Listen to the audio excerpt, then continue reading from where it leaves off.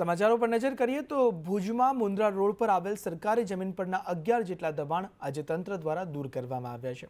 આ ગેરકાયદેસર બાંધકામો દૂર કરવા તંત્ર દ્વારા નોટિસ આપવામાં આવી હતી, છતાં રહીશોએ સ્વખર્ચે દબાણ ન હટાવતા તંત્રએ આજે આ ગેરકાયદે બાંધકામો પર બુલડોઝર ફેરવીને સરકારી જગ્યા ખાલી કરાવી હતી। પ્રક્રિયા શરૂ કરી હતી ત્યારે સંપૂર્ણ રીતે આપણે એમને 3 વાર નોટિસ આપી અને સાંભળવામાં આવ્યા છે।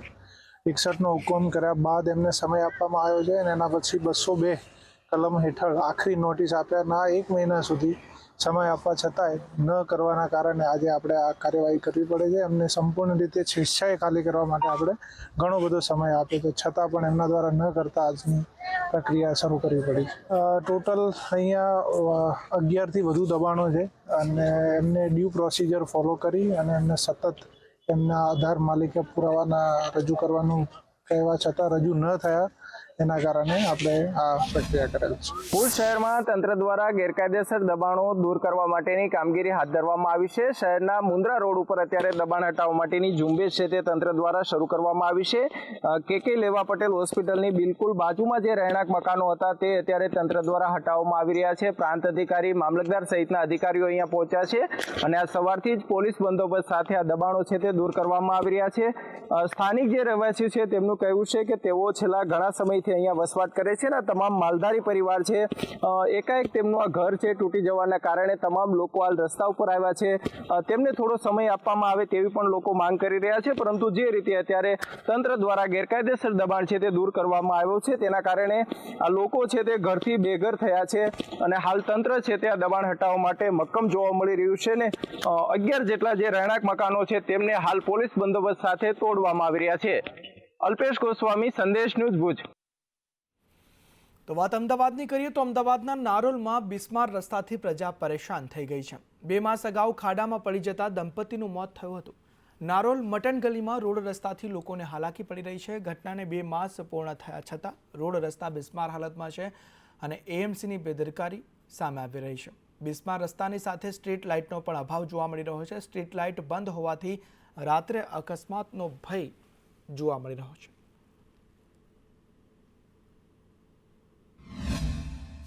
નારોલ વિસ્તારમાં 2 મહિના પહેલા જે પાણી ભરાઈ ગયું હતું, જે મુખ્ય માર્ગ પર ત્યાં દંપતી ખાબકી જતા મોતને ભેટ્યું હતું અને આ ઘટનાને 2 મહિના જેટલો સમય વીતી ગયો છે, છતાં પણ તંત્રના પેટનું પાણી નથી હલી રહ્યું। આ પણ એ વાત સાચી છે, તદ્દન હમણાં 2 મહિના થઈ ગયા, હજુ સુધી કોઈ જોવા આવ્યું નથી અને મારે રોજનું અહીંયા નીકળવાનું હોય છે અને કેટલા લોકો મારી સામે બાઇક ઉપર છે, હું પોતે બી બેઠેલો છું અને સદ્દન ચેક સુધી ખાડા છે અને આ શોર્ટકટ રસ્તો છે, નારોલ ગામને જોડતો રસ્તો છે, છતાં પણ મ્યુનિસિપાલિટી તંત્ર કોઈ ધ્યાન આપતું નથી। બિલકુલ, શું કહેવું છે, કેટલા હેરાન પરેશાન થવાનો વારો આવે છે? આજે લગભગ ચોમાસાથી પબ્લિક હેરાન છે ચારો તરફ। મ્યુનિસિપાલિટી વાળા આવે છે, જોઈને જતા રહે છે અને કોઈ એને પર એક્શન લેતા નથી। અત્યારે રોડ જુઓ તો ખાડા ખડિયા કચરા અને બધું છે, પબ્લિક કેટલી હેરાન થાય છે એ કોઈ જોતું નથી। એક બાજુ અહીંયા કવર કરીને રાખ્યું છે, 2 બાજુ અને વચ્ચે થોડો રસ્તો રાખ્યો છે, એમાં બી પબ્લિક હેરાન છે। में तो कुछ आया नहीं है और सब डिटेलिंग हुआ था, पर हुआ क्या, ये महालक्ष्मी है उस साइड का रोड एकदम क्लियर हो गया बैक साइड में, और अभी तक वो रोड क्लियर होने के बाद में भी ये रोड का तो कोई इंक्वायरी है ना कुछ हुआ है, अभी तक तो कुछ हुआ नहीं है।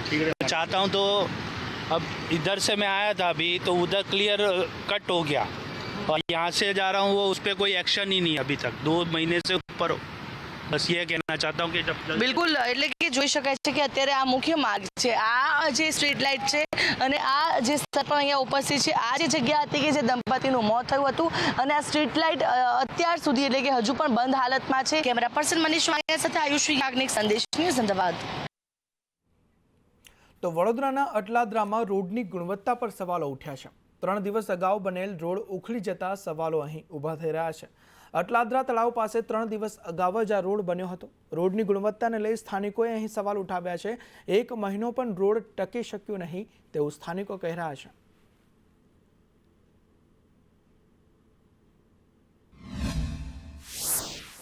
મુખ્યમંત્રીએ ગતરોજ તમામ મહાનગરપાલિકાઓમાં સૂચન આપ્યું છે કે હવે જે રોડ રસ્તા બને તે ટકાઉ હોવા જોઈએ અને જો કોઈ કોન્ટ્રાક્ટર ટકાઉ રોડ ન બનાવે તો તેની સામે કાર્યવાહી કરવી જોઈએ, બ્લેકલિસ્ટ સુધીની કાર્યવાહી થવી જોઈએ। ત્યારે અટલાદરા પાસે આજે અહીંયા રોડ બનાવ્યો છે। આ રોડ પગથી પણ જાણે રેતી હોય એ પ્રમાણે આ રોડ તૂટી રહ્યો છે. આ રોડની આવતા 24 કલાકની જ હતી, અમને ખબર હતી, કેમ કે માંડ એક તો રોડ મંજૂર થયો, એમાં બી આ બધું થયું છે, એટલે વિસ્તારના લોકો તો હેરાન પરેશાન હતા જ. જો અને મારા વિસ્તારમાં ધારાસભ્યો કોર્પોરેટરો મુહૂર્તો કરે છે, પણ મુહૂર્તોમાં આવા રોડ બનવાના હોય તો જે રોડ છે એટ જ રહેવા દેજો, આવા ના બનાવતા, કેમ કે આમાં ફૂલ બધું ભ્રષ્ટાચાર જ ચાલી રહ્યું છે, બીજું કશું ચાલી નથી રહ્યું. બધાની મિલી ભગત હશે એવું ચોખ્ખું દેખાઈ આવે, એના કારણે પબ્લિકને હેરાન. આ રોડ 24 કલાક ચાલે ને પછી તૂટી જાય, પછી નવા પૈસા ખર્ચવાના, લોકોના પૈસાનો વ્યય જઈ રહ્યો છે. ના, આ વસ્તુ નહીં લાગે. ઓલરેડી અહીંયા તો હમણાં જ બન્યો છે. આ ઓલરેડી લગભગ 10 વર્ષ થઈ ગયા આ રોડ એવી સ્થિતિમાં જ. અને જે નવો બનાવ્યો છે એ બી એવો બનાવ્યો છે કે ઉખડી જાય છે હાથથી. આ હજુ લગભગ અઠવાડિયું પણ નહીં થયું, 4 જ દિવસ થયા છે. 4 દિવસની અંદર આ રોડ અત્યારે તો આ પોપડા દેખાયા જ છે. હા, તો લાગે છે આ કેટલા સમય ટકશે એવું તમને લાગે? નથી લાગતું, 2 મહિના બી નહીં ટકે. આ જે રોડ છે અહીંયા, આ મેટલ છે, આ મેટલ પણ જો અહીંયા ઘસી રહ્યો છું તો આ રોડનું જે લેયર છે તે ઉખડી રહ્યું છે. તો પછી અહીંયા જો ભારદારી વાહન આવે તો આ રોડની શું હાલત થશે તે સમજી શકાય છે. ત્યારે આવા જે અણઘડ કાર્ય કરતા કોન્ટ્રાક્ટરો સામે પણ કાર્યવાહી જરૂરી બની છે. કેમેરા પર્સન નિકેશ વોડન સાથે કુણાલ શર્મા, સંદેશ ન્યૂઝ. 14 નવેમ્બરને બાળ દિવસ તરીકે ઉજવવામાં આવે છે. ભારતના પ્રથમ વડાપ્રધાન જવાહરલાલ નહેરુના જન્મદિવસે બાળ દિવસ તરીકે ઉજવવામાં આવે છે. ત્યારે અમદાવાદની ડીએવી ઇન્ટરનેશનલ સ્કૂલમાં બાળ દિવસની ઉજવણી કરવામાં આવી હતી. શિક્ષકોએ બાળકો માટે વિશેષ નાટક પ્રસ્તુત કર્યું હતું. બાળકોને જીવન કેવી રીતે જીવવું તેની પ્રેરણા મળે તેવો સંદેશ આપવામાં આવ્યો હતો.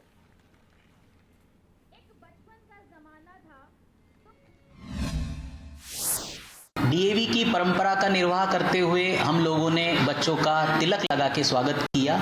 सारे टीचर्स अपने घर से तिलक के लिए कुमकुम लेके आए थे और बच्चों को ललाट पर तिलक लगाया गया और एक चिल्ड्रंस डे का बैच लगाया गया. फिर हवन हुआ. આજે ચિલ્ડ્રન્સ ડેની નિમિત્તે ટીચર્સોએ એક બહુ જ સરસ નાટક અને કાર્યક્રમ કર્યો હતો, જેમાં ઘણી શીખ આપી સેલ્ફ ડિસિપ્લિન, કોન્ફિડન્સ અને અન્ય લાઈફ સ્કિલ્સ વિશેની. સ્કૂલમાં હવન પણ આયોજન કરવામાં આવ્યું છે અને ટીચર્સ દ્વારા બધા બાળકો માટે ભોજનનું પણ આયોજન છે. અમારા સ્કૂલમાં ખૂબ સરસ રીતે આયોજન કરવામાં આવેલું છે. સૌથી પહેલાં એક ટીચર્સ દ્વારા એક ડાન્સ પ્રસ્તુત કરવામાં આવ્યો, એના પછી હમણાં હવન થશે અને અમારી જે સ્કૂલ જે છે આર્ય સમાજના ઉપર છે, તો એના જે ટોપિક છે એના ઉપર અમારા સ્કૂલે બધાને સાથે મળીને ભોજન કરવાનું જે છે એનું મહત્વ કહેવામાં આવેલું છે. और हमारे स्कूल में आज चिल्ड्रंस डे का बहुत अच्छा से सेलिब्रेशन हुआ था.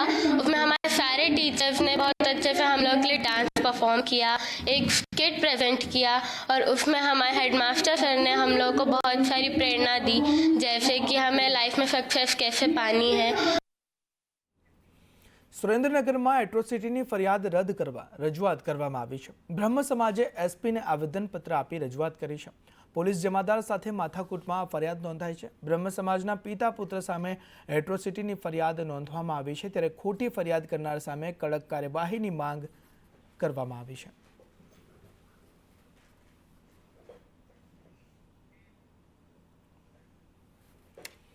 આ તરફ અંકલેશ્વરના છેવાડાના ગામમાં મદ્રેસાના મૌલવીએ હિન્દુ મહિલાને ધર્માંતરણની ધમકી આપી દુષ્કર્મ આચર્યું. જે મામલે પાનોલી પોલીસે આરોપી મૌલવીની ધરપકડ કરી કાયદેસરની કાર્યવાહી હાથ ધરી છે. ઘટનાની વાત કરીએ તો અંકલેશ્વરના છેવાડે અને સુરત જિલ્લાને અડીને આવેલ એક ગામમાં રહેતી હિન્દુ મહિલાનો પરિચય તેની અન્ય બહેનપણી થકી મૌલવી અઝવદ બેમાતના સાથે થયો હતો. જે બાદ મૌલવીએ મહિલાને મેસેજ તેમજ કોલ કરી વાતચીતની શરૂઆત કરીને લગ્નની લાલચ આપી મહિલાને ગત 9મી નવેમ્બરના રોજ મદ્રેસા ખાતે આવેલ ઘરે બોલાવીને દુષ્કર્મ આચર્યું હતું.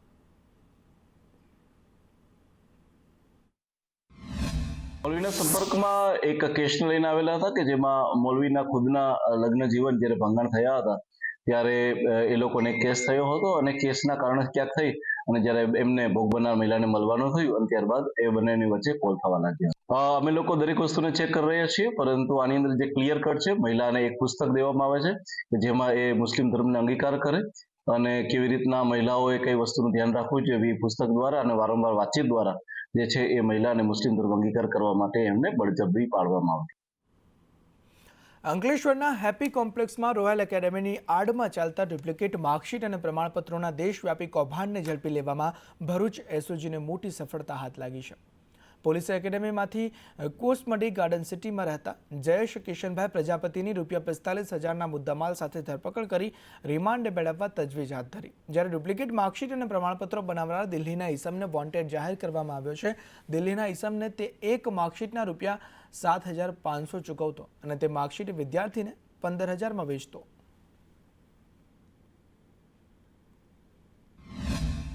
ભરૂચ એસઓજીની ટીમ દ્વારા ગતરોજ ડુપ્લિકેટ માર્કશીટનો એક કૌભાંડનો પર્દાફાશ કરવામાં આવ્યો છે કે જેની અંદર જયેશ પ્રજાપતિ નામના ઈસમ કે જેઓ અંકલેશ્વર ખાતે હેપી કોમ્પ્લેક્સમાં royal academy of computer classes ચલાવે છે અને તેમના દ્વારા દિલ્હી શિક્ષણ બોર્ડ અને આઈટીઆઈની નકલી માર્કશીટ બનાવવામાં આવે છે. તે વસ્તુની જાણ થતાં જ એસઓજીની ટીમની દ્વારા ત્યાં રેડ કરવામાં આવે છે.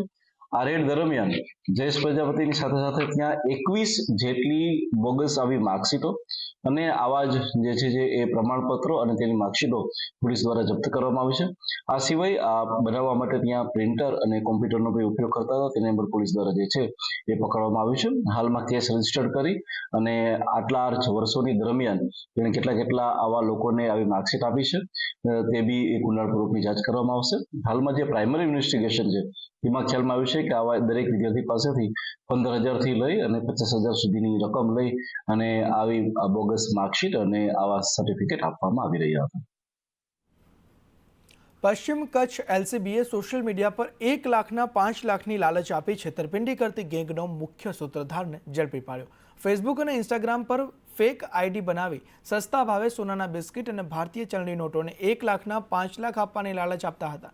જેમાં રૂપિયાના બંડલોમાં ફક્ત ઉપરની નોટ સાચી રહેતી, જ્યારે નીચેના તમામ કોરા કાગળો અથવા ચિલ્ડ્રન્સ નોટ રાખવામાં આવતી. પોલીસે આ ગેંગના મુખ્ય સૂત્રધાર અજરુદ્દીન કાસમશા શેખની ધરપકડ કરી છે અને તેની પાસેથી પોલીસે 99.30 લાખની નકલી નોટોના બંડલ, 2.13 લાખની સાચી ભારતીય નોટ અને 12.70 લાખની કિંમતનું એક સાચું સોનાનું બિસ્કિટ, 11 નકલી સોનાના biscuit, 9 mobile phone, 18 sim card જપ્ત કર્યા છે, જેમાં એક દુબઈનું સિમ કાર્ડ પણ સામેલ છે.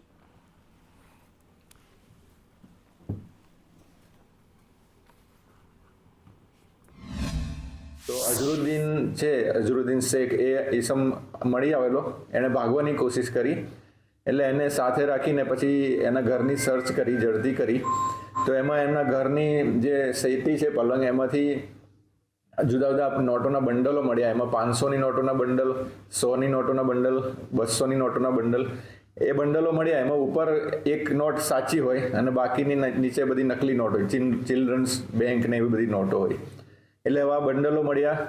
ટોટલ 12 સોનાના બિસ્કિટ મળ્યા. એમાંથી એક બિસ્કિટ અસલી છે, બાકીના નકલી છે.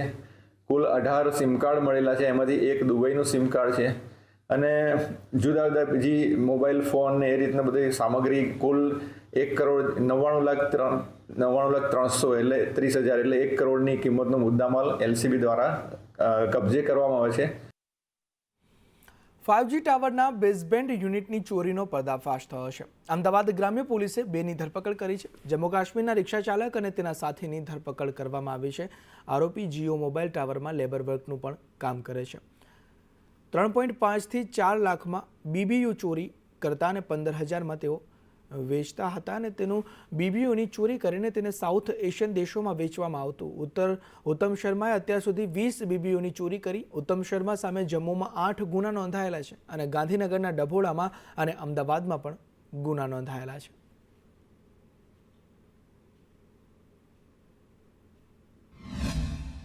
ઉત્તમ શર્મા જે છે જમ્મુ કાશ્મીરનો રહેવાસી છે અને એને વિરુદ્ધ જમ્મુ કાશ્મીરમાં પણ લગભગ 8 જેવા ગુના રજિસ્ટર્ડ છે. અને આ જે ઉત્તમ શર્મા છે, આ ઉત્તમ શર્મા આજ સુધી લગભગ 20 જેવી ટાવરમાં ચોરીની કબૂલાત કરેલી છે. એમાંથી લગભગ 8માં એફઆઈઆર દર્જ થઈ છે અને બાકી બીજામાં એફઆઈઆર દર્જ થવાની પ્રોસેસમાં છે.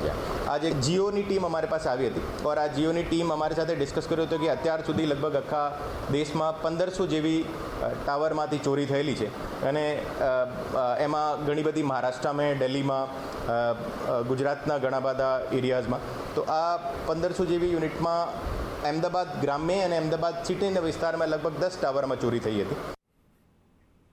મોરબીમાં નકલી ડોક્યુમેન્ટથી જમીન વેચવાનું કાવતરું ઘડનારાઓ સામે પોલીસ ફરિયાદ દાખલ કરવામાં આવી. વજેપરની જમીનના ખોટા દસ્તાવેજ બનાવી વેચવાનું કાવતરું હતું. 3.5 વીઘા જમીન 1.80 કરોડમાં વેચવાનું કાવતરું. આરોપી અમિત પરમાર, દર્શિત ચાવડા સામે ફરિયાદ દાખલ કરવામાં આવી છે.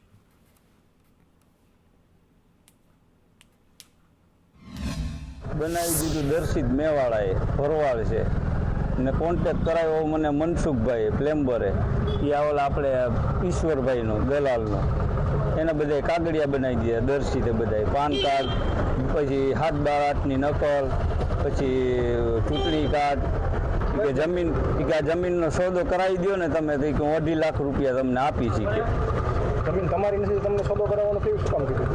મારી ઉપર દેણું થઈ ગયું હતું એટલે મને કીધું એને કે હું તને 2.5 લાખ રૂપિયા આપીશ, તો કે તું કે આ કામ કરી દે કે અમારું. જમીન સર્વે નંબર 767 પૈકી 2 એના ડમી ડોક્યુમેન્ટ ઊભા કરી અને આ ભાઈ વેચવા નીકળ્યા હતા. પછી આ લોકોનો અમને સંપર્ક થયો અને અમે એ લોકોને કીધું કે આ જે જમીન છે 767 પૈકી 2 એના અસલી માલિક અમે છીએ.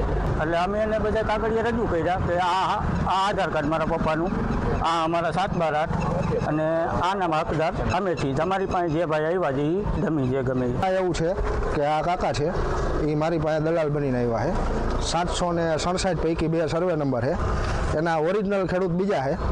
એને હું કાલ રાતે મળ્યો, મારી પાસે કાગળિયા ડોક્યુમેન્ટ આધાર કાર્ડની બધું ડમી બનાવીને આવ્યા છે, જે ખેડૂત નવા ઊભા કર્યા છે.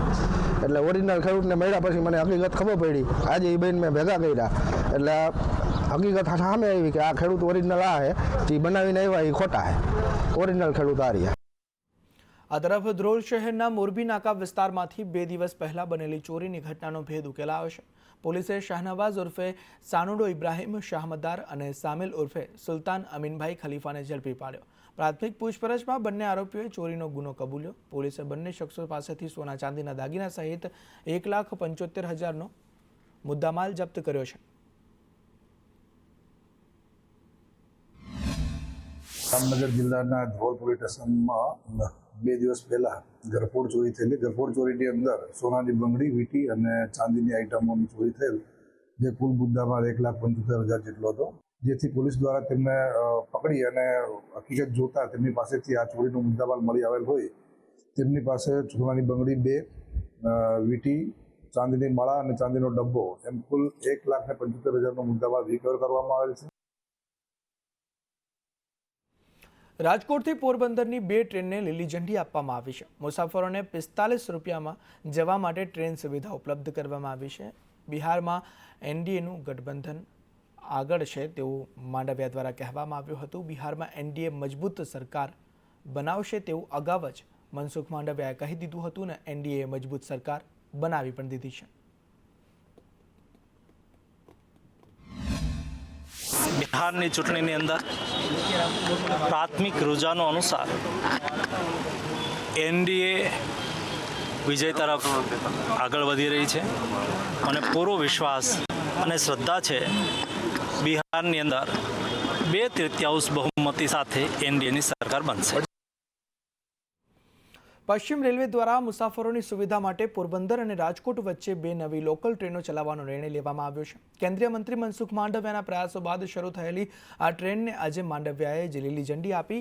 એટલું જ નહીં, આ ટ્રેનમાં મુસાફરી કરીને માંડવિયા તેમજ અર્જુન મોઢવાડિયા પોરબંદર જવા રવાના થયા હતા. આ સાથે બિહાર વિધાનસભા ચૂંટણીમાં એનડીએને બહુમતી મળ્યા બાદ કેન્દ્રીય મંત્રી મનસુખ માંડવિયાએ નિવેદન આપ્યું છે.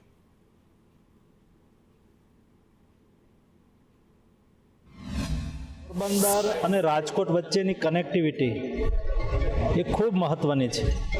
પોરબંદરના લોકો વ્યવસાયથી, કામકાજથી રાજ્યના અન્ય ભાગો અને દેશના અન્ય ભાગો સાથે જોડવા માટે થઈને પણ પોરબંદર રાજકોટની કનેક્ટિવિટી એ ખૂબ આવશ્યક છે, જેને ધ્યાનમાં રાખીને પોરબંદરથી રાજકોટની 2 નવી ટ્રેન ચાલુ કરવામાં આવી છે. ગીર કાંઠાના ગામ કૃષ્ણગઢની કાયાપલટ થઈ રહી છે. આશરે 2,000ની વસ્તી ધરાવતા પોતાના વતનને શહેર જેવી સુવિધાથી સજ્જ કરવા અને જન્મભૂમિનું ઋણ અદા કરવા ઉદ્યોગપતિ ડોક્ટર સંજય મુજપરાએ કમર કસી છે. ₹25 કરોડના ખર્ચે તેઓ કૃષ્ણગઢનો વિકાસ કરશે. આજે રાજ્યપાલ આચાર્ય દેવવ્રતના હસ્તે ગામની આંતરમાળખાકીય સુવિધાઓનો ભૂમિપૂજન સમારોહ યોજાયો. આ કામ નવેમ્બર 2028 સુધીમાં પૂર્ણ કરવાનો લક્ષ્યાંક છે. માત્ર પાયાની સુવિધાઓ જ નહીં, ખેતી ક્ષેત્રે વિજ્ઞાન અને ટેકનોલોજીથી મદદથી પ્રાકૃતિક ખેતી તથા તેની સાથે સંલગ્ન ઉદ્યોગોનો વિકાસ કરવાનો પણ તેઓએ સંકલ્પ કર્યો છે.